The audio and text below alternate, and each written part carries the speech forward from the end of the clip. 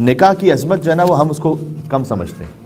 نکاح کی پتہ ہے کتنی عظمت ہے کہ حضرت موسیٰ علیہ السلام، یہ کچھ جوان بیٹے بھی یہاں پر ہیں، حضرت موسیٰ علیہ السلام 10 سال تک محنت و مزدوری کا وعدہ کرے حضرت شعیب سے نکاح کے لیے کہ ان کی ایک بیٹی سے انہوں نے شادی کی اور مہر یہ قرار پایا. یعنی 10 سال تک وہ کسی کے پاس محنت کریں تاکہ نکاح میں رہیں. اور زنا اتنا بدتر ہے کہ حضرت یوسف علیہ السلام 10 سال تک جیل میں رہیں لیکن زنا سے بچ کے رہیں. ایسے ہی کیا حضرت یوسف علیہ السلام نے. اب انہیں پتا ہے کہ اگر میں یہاں اس کام سے بھاگوں گا تو بعد میں اس کے ریپرکشنز کیا ہیں. ان میں سے ایک یہ کہ میں زندان میں رہوں گا 10 سال.